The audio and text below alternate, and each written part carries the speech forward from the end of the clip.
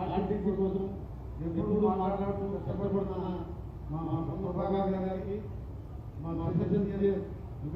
గారు, గారికి, మా గారికి, బాలరామ గారికి అందరూ కూడా ముఖ్యంగా మహిళా సోదరులు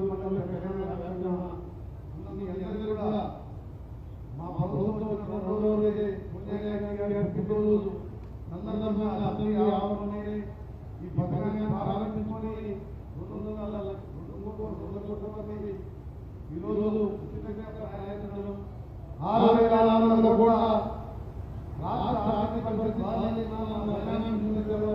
మేము మా ముఖ్యమంత్రి రాజ్యాంగంలో మహిళలని కూడా ఆర్థికంగా తీసుకురావాలని కార్యక్రమాలు చేస్తూ అందులో భాగంగా వాళ్ళ గుడికి వెళ్ళాలన్నా, జాతికి వెళ్ళాలన్నా, వాళ్ళ అమ్మగారికి వెళ్ళాలన్నా,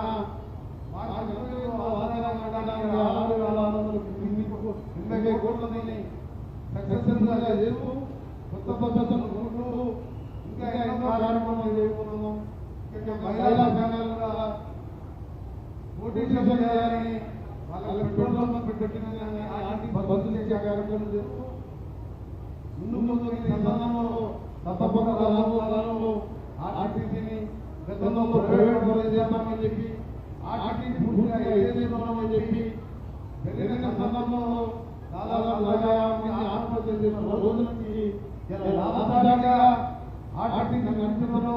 మా రామపూడి మినిస్టర్ గారు, మా ప్రభుత్వం కానీ కానీ మీ డిపార్ట్మెంట్ ఎన్నికలు కానీ కానీ మేమందరం కూడా ఆర్టీసీ బలోపేతంగా చేస్తూ ఈ ప్రజా ప్రభుత్వంలో ఇంకా ఎన్నో కార్యక్రమాలు చేయబోతున్నాం.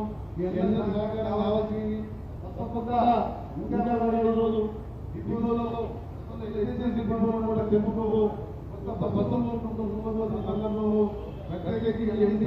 గారు వారి దీపాన్ని కూడా ప్రభుత్వం మా ఆరోగ్య శాఖ మంత్రి దాదాపు మాట్లాడుకొని అన్ని రోడ్లు కూడా రెన్యువల్ చేసుకుంటూ ఎందుకంటే రోడ్డు బాగాలేకపోతే ఈ ఇంకా బస్సు ఖరాబ్ అవుతుంది. కాబట్టి వచ్చే వారం నుంచి కొత్త రోడ్డు కార్యక్రమం కూడా చూసుకోబోతున్నాం. తప్పకుండా ప్రతి గ్రామం నుంచి మండలానికి సింగిల్ రోడ్డుని మండలాల నుంచి జిల్లా గ్రామానికి అవసరమైన డబ్బులు వచ్చే దినాల్లోనే కార్యక్రమం చేయాలని కూడా అన్ని ప్రభుత్వం శాంక్షన్ చేయడం జరిగింది. ఈ సందర్భంలో మరొకసారి అక్కా గారి అందరూ కూడా శుభాకాంక్షలు తెలియజేసుకుంటున్నారు.